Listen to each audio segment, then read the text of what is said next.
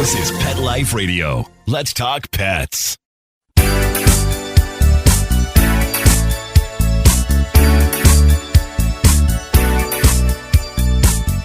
Hello! You're listening to Animals Party on Pet Life Radio.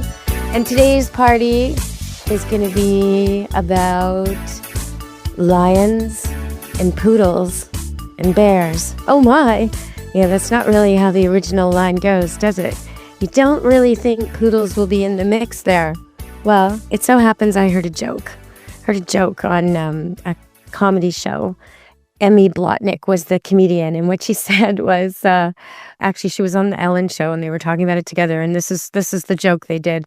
100 poodles are scarier than a leopard with no legs in your kitchen.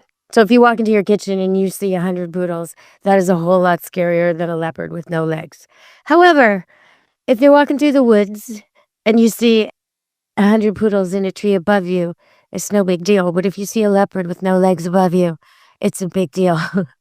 The way they said it was pretty funny. But I picked the joke because it fits today's theme, because we're going to talk about lions and poodles and bears, because we've got all of them in the news out here on the West Coast.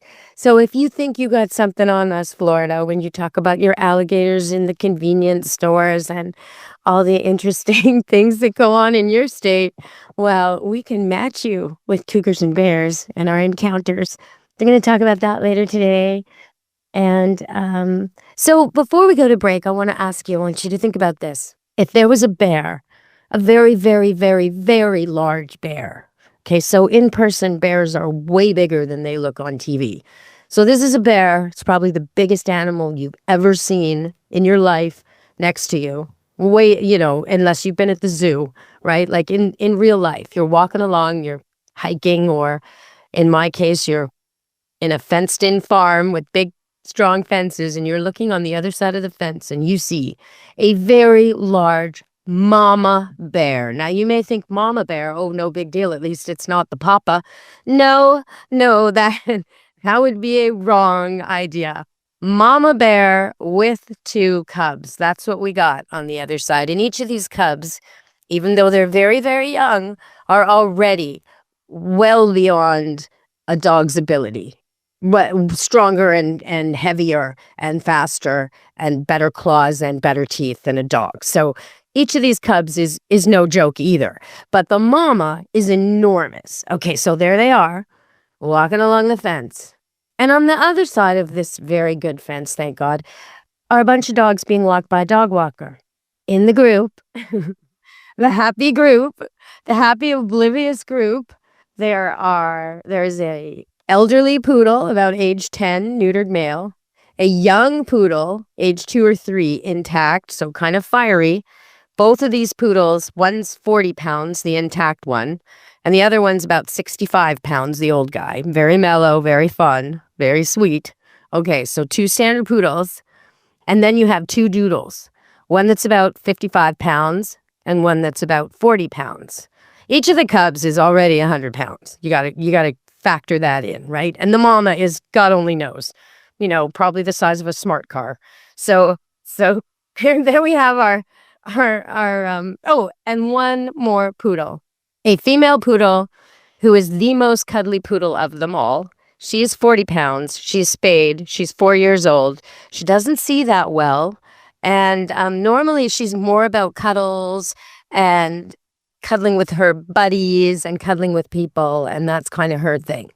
All right. So these are the 5 players in the group. 3 poodles, 2 doodles, 1 big bear, 2 bear cubs.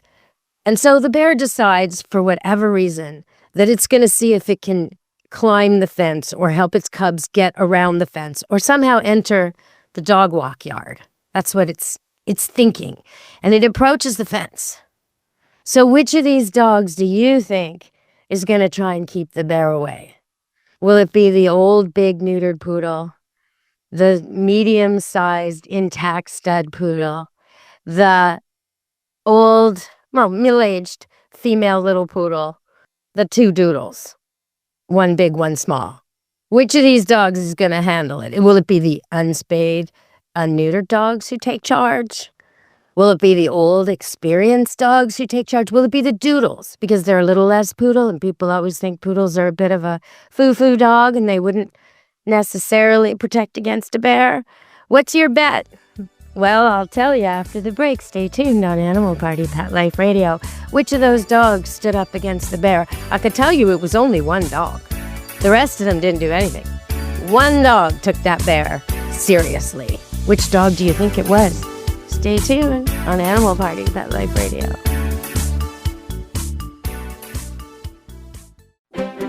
You know the expression, cats have 9 lives. Well, what if you can give them one more?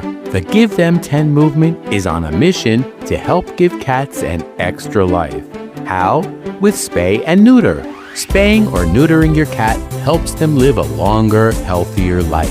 And it helps control free-roaming cat populations too. Learn more about the benefits of spay and neuter and meet Scooter, the neutered cat, at GiveThem10.org. That's GiveThem10.org.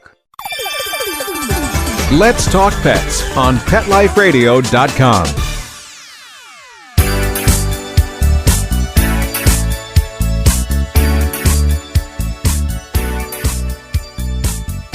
Hello, we're back on Animal Party, Pet Life Radio. So I'm telling you the story of the bear.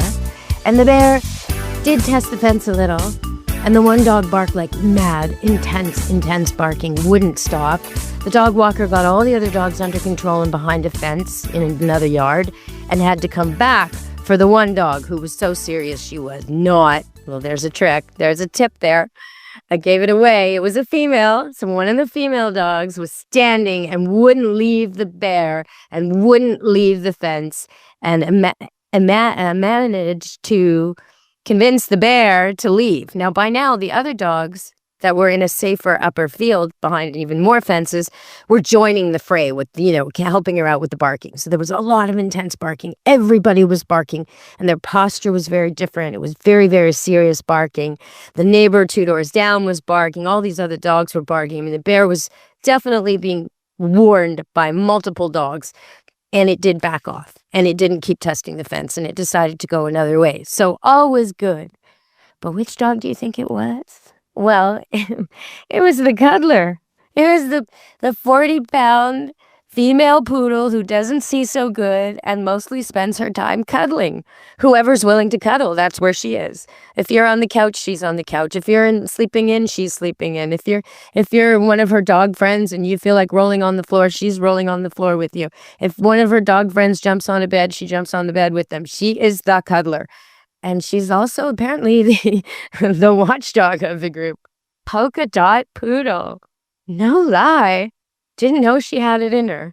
She's tiny with little, barely 40 pounds. She can jump into your lap and you can carry her very easily compared to all my other dogs. She's quite small and she's white with brown spots. One of her spots on her flank just happens the way she was born. Her brown flank spot is a big patch and it's shaped like a heart. That's Boca. I never knew she had it in her. So now all the dogs know what to do with the bear, and they've been shown her example, and they will stand off and not run back. That's the worry. If you're out walking with your dog and your dog isn't necessarily trained for it or is more used to you being the protector in your family, it'll aggravate the bear and then run back to you. And that's what people worry about the most. So you want to teach your dog to run back to you first and then start barking. So they're creating a zone around you. And ideally, you would leash them. You'd have them on leash as soon as possible or before this even happens so that you're presenting a united front to the bear. But the noisier you can be, the better if you encounter a bear. They don't like it. And when they see one dog, they think there's many. So that's to our advantage. They know coyotes, they know wolves, they know packs. So even a little tiny doodle, or as we saw, this was in the news. Oh, I'm so glad we're hitting on this. In California, just the other day, just north of LA, homeowner heard a big ruckus, came downstairs and there was milk spilt in the fridge open and a lot of fuss. And she was about to blame her very senior doodle, or Well, I know it's a doodle because its name is Doodle, the dog, but it looks sort of like a golden retriever, and it's 17 years old. And she was about to come down and scold him for raiding the fridge or whatever. And they look on the family security cam and they discover a bear broke in and the dog chased it off. So amazing what dogs can do. But be safe around bears.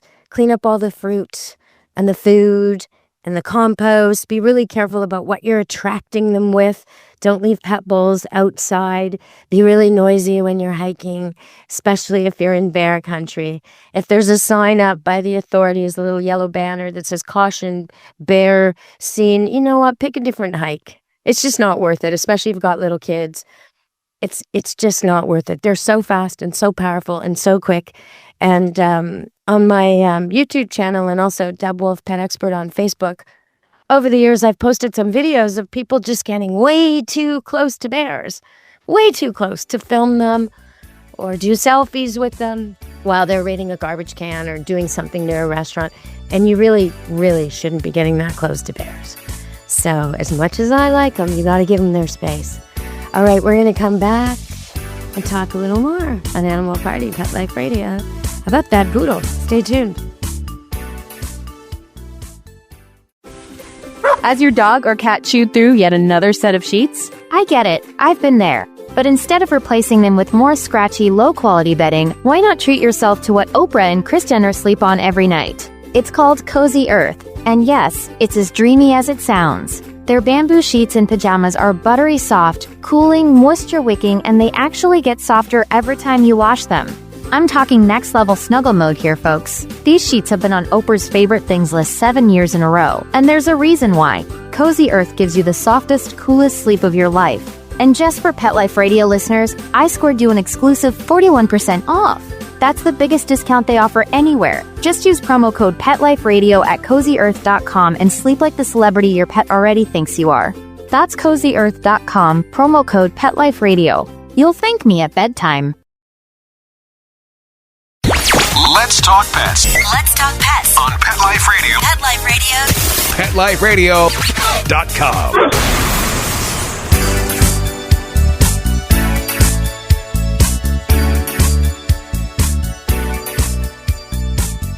Hello, we're back on Animal Party Pet Life Radio. And somehow, that little encounter with the bear has flipped a switch in Miss Polka Dot Poodle's brain.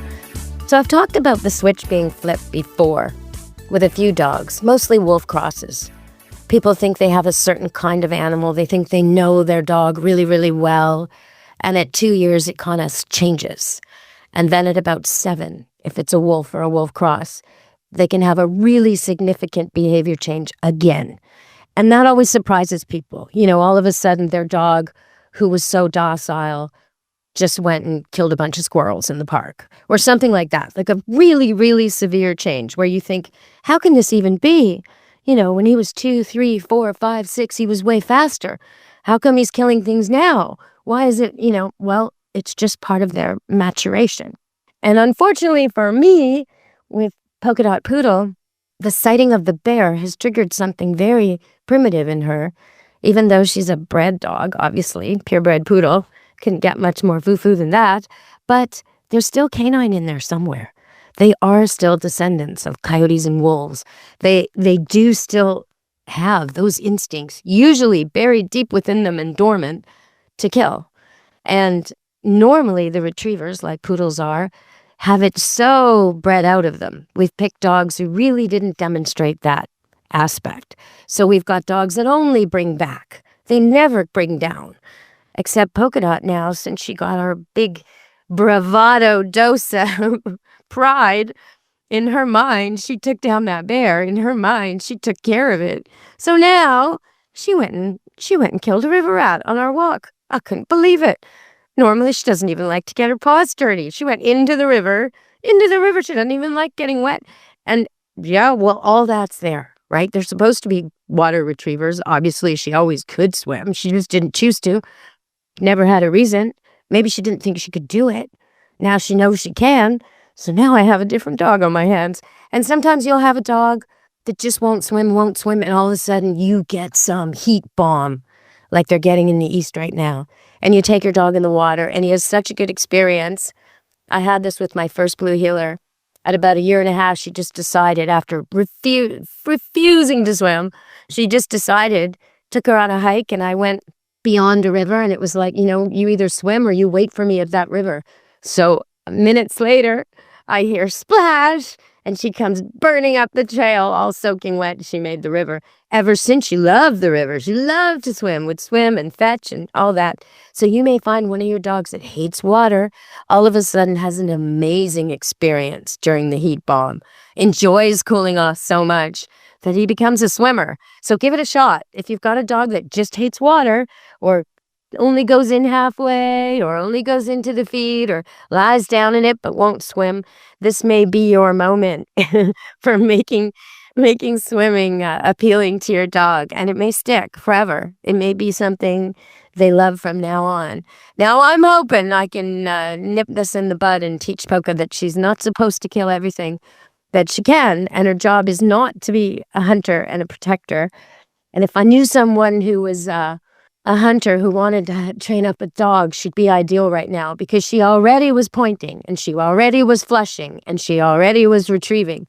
So now she's got a little confused, but I'm sure an experienced hunter could work that out of her real quick. And if you're skeptical about poodles hunting, you just got to watch Duck Dynasty. Check out that red poodle who puts all the labs to shame. And the same for sled dogging. If you think poodles can't pull a sled, well, they did in the Iditarod. And they finished. They didn't finish first, but they finished with every dog well, no injuries. And when they interviewed the musher afterward, and they asked him, why do you choose poodles? And he said, if I chose another kind of dog, meaning huskies, malamutes, what they usually choose, and I fall off the sled, they will keep going. But the poodles will notice, and they will circle back. So there you go, a little pro poodle plug. Okay, we're going to go to our another break, and I'm going to tell you what people are wasting their money on. To me, it seems. Well, maybe you don't think it's a waste. Would you pay money to cuddle a farm animal? Would you? How much would you pay? And what animal would you pick? So in England, there was a dairy farm that wasn't making much money, and they didn't know what to do, and they loved their cows, etc. So what do? They started selling memberships. Not so you could drink the milk, which they kind of do around here for people who want raw milk. But no, not that. Memberships, $175 gets you, I assume it's a year. I hope it's a year. Anyway, it gets you a membership to come to this farm and pet and cuddle and brush a cow. Yes, $175. I would like to charge $175. You can pet and cuddle and brush a golden doodle. I've got 6 of them, and they are adorable, and they won't poop all over you, and there won't be flies. And you won't have to risk that they might roll on you. Actually, cows are really affectionate, I should say, especially baby cows. They're just adorable, and they're loving. And if you ever bond with one, you'll never meet again. But this is just something they're doing in the UK, and I just don't think it would fly up here in Canada. I don't know of many people who would pay $175 to cuddle a cow. Although a couple months ago, I was asked if I would bring my puppies to a dog yoga class downtown Vancouver. The logistics didn't work out, but basically they wanted the dogs to just roam around the yoga people, like goats, but less likely to eat their clothes or their hair, less likely to poop. So it could have been a good batch, but I didn't do it. And I'm not sure how this benefits the yoga practice exactly, except as a novelty and a distraction. I mean, I have hard enough time paying attention to exercises and stretches without all that going on. I think I'd abandon the whole stretching and just play with the dogs. But it's interesting what people get up to with animals in different ways all over the world. And thinking about doodles and poodles, because the other day I was watching a few swim in that dog pond. If you ever want to see dogs swimming in a pond, check out Camp Good Dog on Facebook, my place, Maple Ridge, BC, Canada.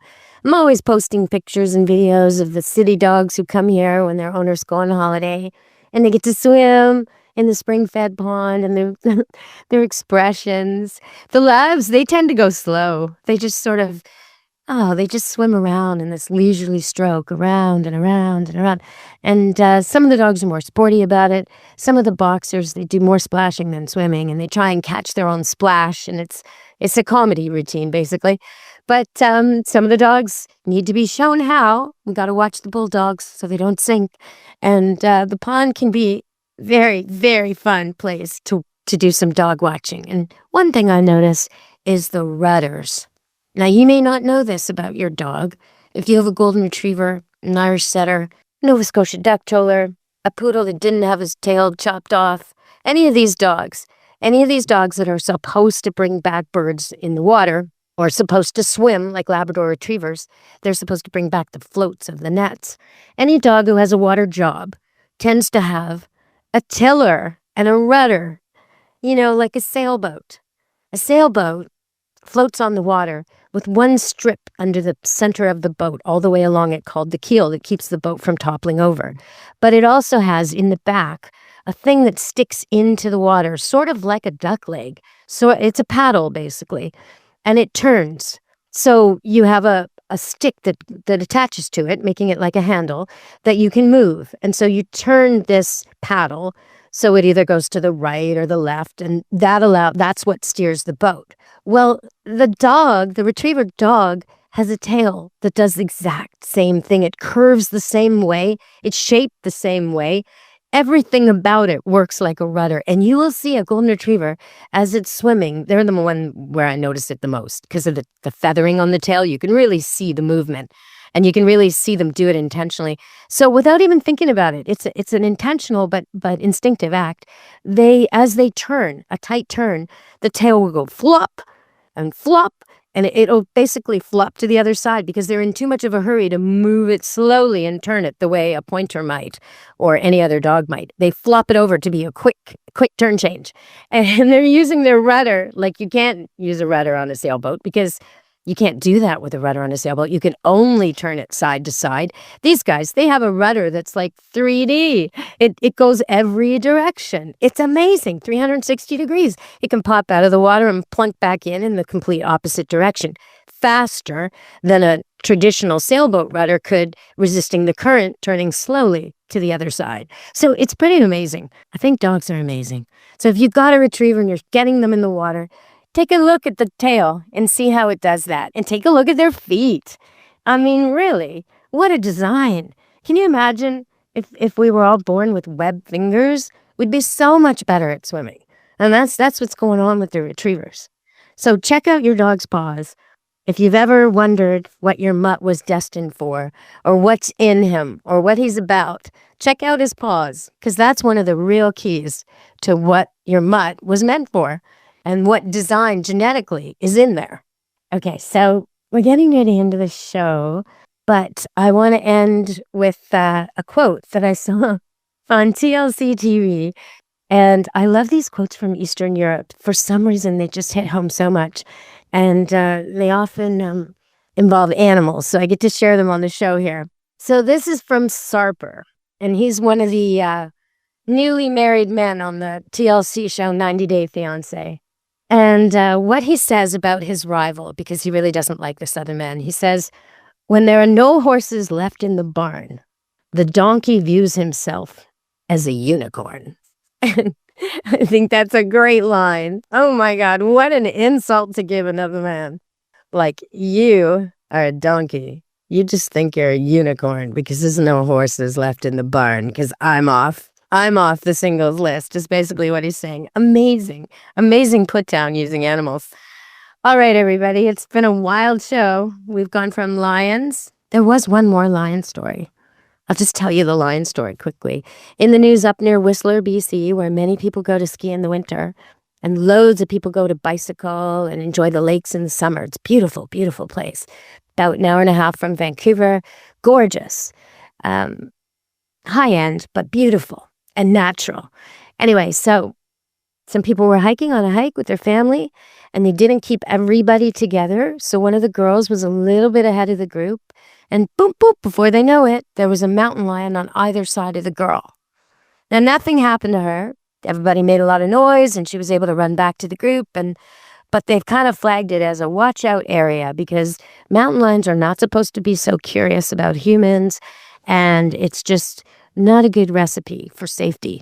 So if you're walking with your family, even if your young people are already the same height as you, it doesn't matter. They appear different to animals. They can appear like prey.